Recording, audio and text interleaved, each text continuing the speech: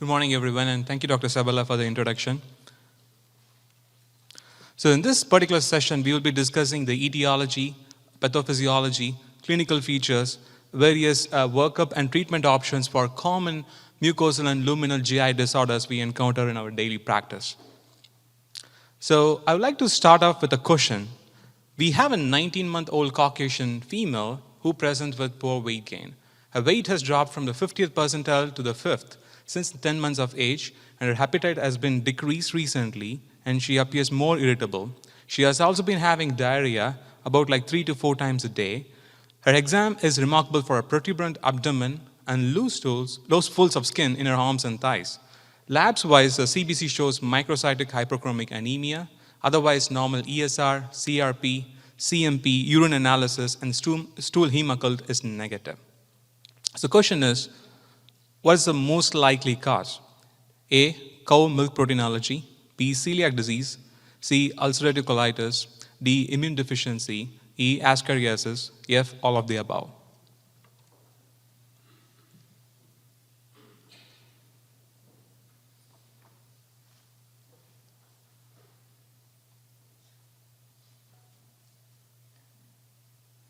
Okay, great. So most of you got it right. It's celiac disease. Okay, so celiac disease is otherwise called as gluten-sensitive enteropathy. It is a permanent intestinal intolerance to dietary wheat protein gliadin and other related proteins, which occurs only in genetically susceptible individuals. The prevalence of celiac disease is extremely common in the US and other European countries, with the prevalence of approximately 1 in 100 or close to 1%. However, it's rare in Asia and Africa.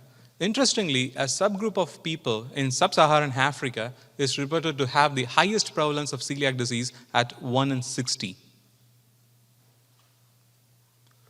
As I was telling you previously, this occurs only in genetically susceptible individuals. So HLA-DQ2 and DQ8 are present in more than 90% of these patients with celiac disease. But the important caveat to remember here is these genes could be positive in 30% of the Caucasian general population. So the disease process starts with exposure to incrementing proteins, which initiates a T-cell mediator response, further leading to mucosal damage. The gluten is present in 3 main cereals. They are wheat, barley, and rye. Oats rarely activates celiac disease. It might play a minor role in small fraction of patients, especially when the oats are contaminated with wheat flour. So overall, celiac disease starts with the exposure of dietary gluten in genetically susceptible individuals, leading to initiation of immune-mediated mucosal damage. The classic presentation of celiac disease are failure to thrive, poor weight gain, and loose stools. However, usually these patients are mostly asymptomatic. They are incidentally diagnosed by serological test for non-specific symptoms such as abdominal pain, or they are diagnosed by initial screening because of the positive family history of celiac disease in first-degree relatives. This celiac disease, if left untreated, can lead to refractory iron deficiency in adults. Other common presentations that we should know about celiac disease are constipation, osteoporosis, fat-soluble vitamin deficiency, elevation in liver enzymes, depression, dermatitis herpetiformis, and dental enamel defects. So children with classic symptoms of celiac disease just form the tip of the iceberg. Majority of the children either have silent celiac disease, meaning they have abnormal serology and abnormal histology, or they could have latent celiac disease, meaning they have abnormal serology, but they haven't developed the mucosal histology yet. Celiac disease is usually screened with serological tests, including IgA antibodies against tissue transglutaminase and anti-endomycin antibodies. These antibodies are extremely sensitive and extremely specific. But the most important thing is to make sure these children do not have selective IgA deficiency. So it is important to obtain total IgA levels when we are obtaining this serological test. Gliadin antibodies are also used for celiac disease screening, but they have a relatively higher false positivity rate. As I was mentioning previously, celiac disease occurs only in genetically susceptible individuals. So negative HLA DQ2 and DQ8 essentially rules out celiac disease, because these genes are present in approximately 95 to 99% of the children with celiac disease. On the other hand, positive testing for either of the gene or even both the genes does not rule in celiac disease. It just means these people are at high risk for developing celiac disease in comparison with the general population. And the most definitive diagnosis is made by doing an upper endoscopy with the duodenal biopsies, which will show subtotal to total villous atrophy and increased intraepithelial lymphocytic infiltration. So for example, this is a picture of a normal duodenum with beautiful villi right on here, and then beautiful crypts.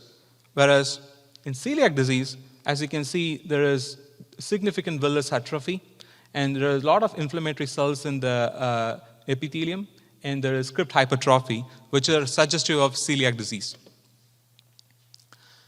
Other causes of villous atrophy should also be ruled out in these children, such as severe Crohn's disease, immunodeficiency, radiation enteritis, severe cow's milk protein allergy, and giardal infections.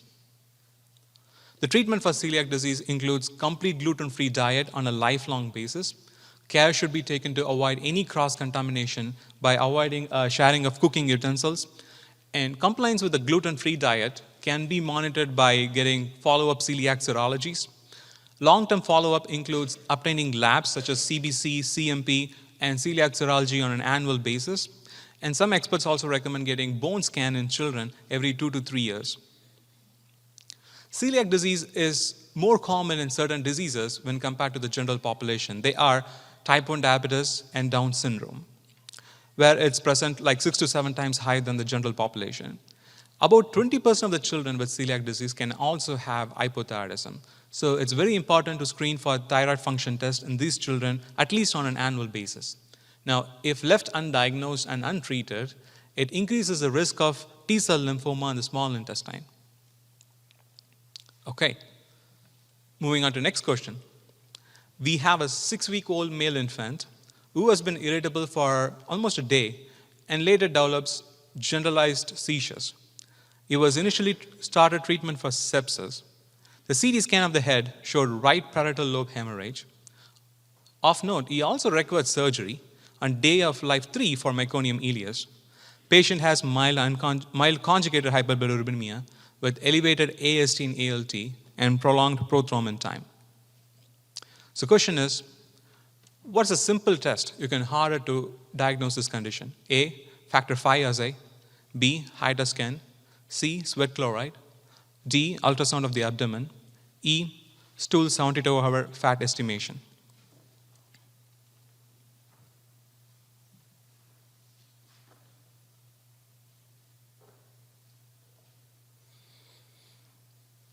That's great. So it's a sweat chloride test to evaluate for cystic fibrosis.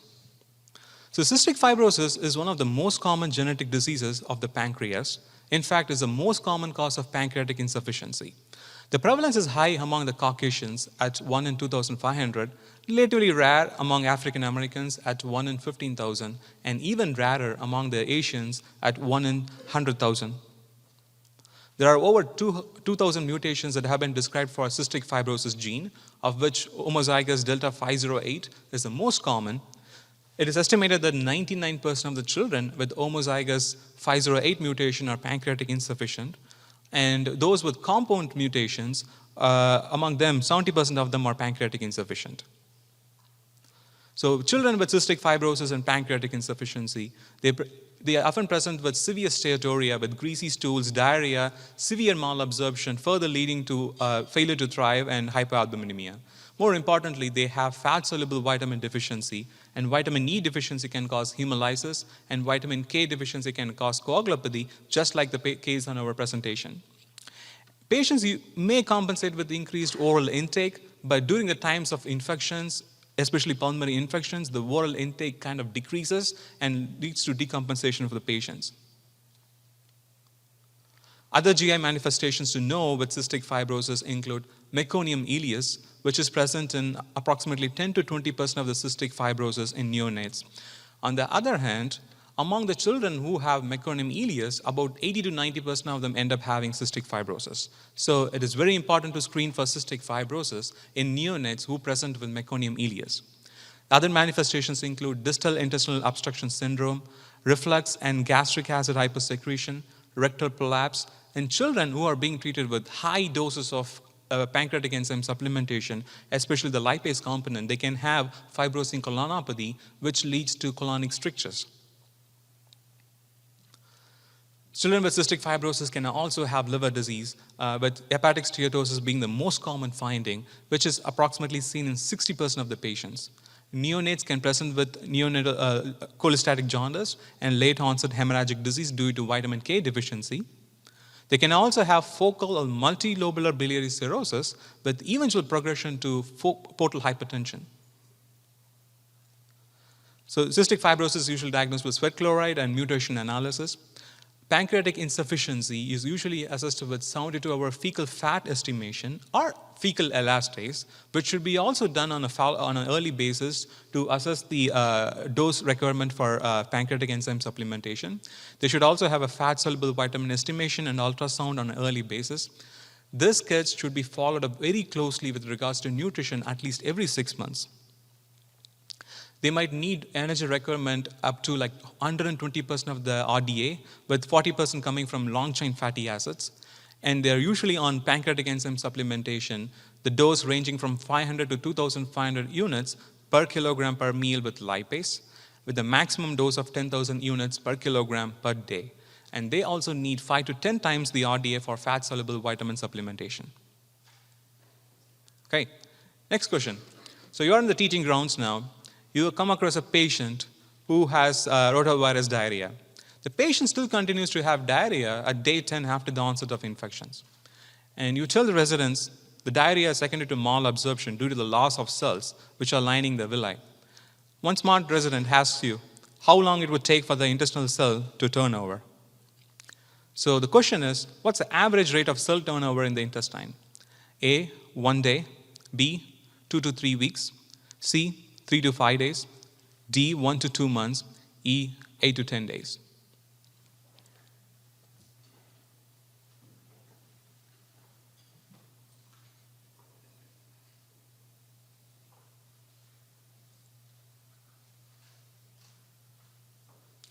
Okay, there is a mixed answer, but the answer is 3 to 5 days. So 1/3 of you got it right. So the malabsorption in post-infectious scenarios is usually due to the depletion of disaccharidases in the intestine. And one of the most common disaccharidase deficiency that is encountered after infection is lactose intolerance. And it's pretty much the prototype for carbohydrate malabsorption for the lack of disaccharidases in the small intestine. It occurs due to the deficiency or inactivity of the lactase fluorescence enzyme. The interesting thing is almost all the Asians and American Indians, 80% of the African Americans, and 50% of the Caucasians are lactose intolerant. The primary lactose intolerance is extremely uncommon in children less than 6 years of age, and the main clinical manifestations are gassiness, bloating, and diarrhea. Women tend to be more symptomatic than men, and symptoms become more evident in older people as the lactase enzyme decreases in quantity in the intestine. It's usually diagnosed with lactose blood test or by clinical presentation, where the patients are given like 50 milligram of lactose, which is equivalent to 4 cups of milk, and the patients are made to blow into a machine for every 15 minutes. A rise in the breath hydrogen over 20 parts per million above the baseline is diagnostic. This test is pretty much positive in 90% of the patients with lactose intolerance, and the rest of the people just have symptoms from it. The important things are the patient should be fasted for 6 hours prior to this test, and they should not be on antibiotics within 14 days of the test. The secondary lactose intolerance, which is what is happening in our clinical scenario, usually seen after rotavirus gastroenteritis or any viral infections per se in the intestine, celiac disease, because the celiac disease affects the small intestine, and you can wash away the brush border enzymes, Crohn's disease for the same reason, and some immunodeficiencies. On the other hand, compared to primary lactose intolerance, congenital lactose deficiency is extremely rare. It usually presents in the newborn period with profuse diarrhea when the children are fed with either breast milk or a lactose-containing formula. The reducing substances are usually positive in the stools. This is mostly seen in the Scandinavian region, especially the Finnish population. And a diagnosis is made by elimination of lactose-containing formula or breast milk. It pretty much leads to the complete resolution of the symptoms. Sucrase isomaltase deficiency is the most common congenital disaccharidase deficiency. So it can present anytime, but usually presents when the infants are introduced with sucrose. So the clinical scenario in the boards might be the infants were placed on a formula that contained sucrose, or it happens during the weaning period. They present with severe diarrhea, bloating, and it is usually diagnosed with a sucrose breath test, or doing an upper endoscopy and taking duodenal biopsies and checking for the sucrase activity in the intestine. Other rare congenital disaccharidase deficiency is maltase glucoamylase deficiency, where children have diarrhea with ingestion of starch and glucose polymers. Very rare and interesting thing is there is a disaccharidase deficiency called trehalase deficiency, which leads to diarrhea and the ingestion of mushrooms. Okay, last question. We have a 14-year-old Caucasian male who has been having trouble swallowing for the past 2 years. And obviously, he didn't listen to Dr. Mahajan's talk, so he wasn't chewing well. So he came with difficulty handling secretion, and he says it's stuck. He had a similar history in Buffalo a year ago. Otherwise, he's a healthy guy, except for a history of mild seasonal allergies. He does not have any heartburns. What is the most likely possibility? A, congenital anomaly of the esophagus. B, mediastinal mass. C, mitral stenosis. D, eosinophilic esophagitis. E, GERD with stricture. F, functional, meaning globus hystricus.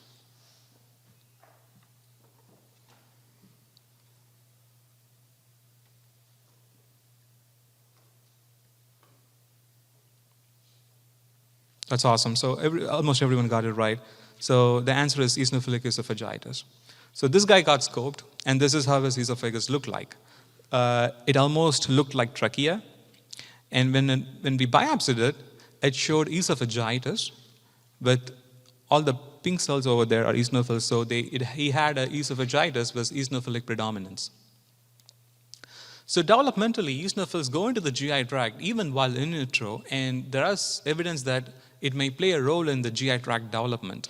There are immune functions of the eosinophils, or they present antigens to the T cells and stimulate them, and they also have antiparasitic effect, for which is why we see eosinophilia in parasitic infections. So the eosinophilic esophagitis could be primary, which it could be atopic, non-atopic, or familiar. Or it could be secondary to other eosinophilic disorders, such as eosinophilic gastroenteritis, hyper-IgE syndrome. It could also be caused by infections, GERD, esophageal leiomyomatosis, or vasculitis. The prevalence of EOE in children is reported to be about 4.3 per 10,000, and with a male predominance. It is estimated that 70 to 95% of the children who do not respond to PPI for reflux symptoms may have EOE. On the other hand, just like EOE presents with dysphagia alone, eosinophilic gastrointestinal diseases can present with a myriad of symptoms such as failure to thrive, abdominal pain, irritability, gastric dysmotility with vomiting and diarrhea. They can have dysphagia if there is esophageal involvement. Because of the duodenal involvement, they can have microcytic hypochromic anemia, and they can also have protein-losing enteropathy, which is assessed with stool alpha-1 antitrypsin. So like I was telling you previously, the endoscopic findings in the esophagus includes vertical lines and furrows, corrugations, and this is a process called as trachealization, meaning they form rings in the esophagus to the point that sometimes when we get into this esophagus, it almost looks like trachea for a gastroenterologist like us. So we think that, okay, maybe we are in the trachea rather than in the esophagus, but then we reintubate and we find out that we are actually in the esophagus, and this kid ends up having EOE. They can also have white plaques, and they're actually esophageal abscesses. Finally, the most important complication of EOE is stricture formation. Fortunately, we don't see this very often in kids, but it's very common in adults. The treatment of the EOE involves a trial of PPI, because there is an entity called as PPI responsive EOE, where a third of EOE patients can respond to PPI. But if they do not respond to PPI, the other treatment options include dietary elimination or topical steroids with oral inhaled steroids such as fluticasone or budesonide. In really resistant cases, systemic steroids may be tried. These are my answers. Once again, thanks for the attention and all the very best for your boards.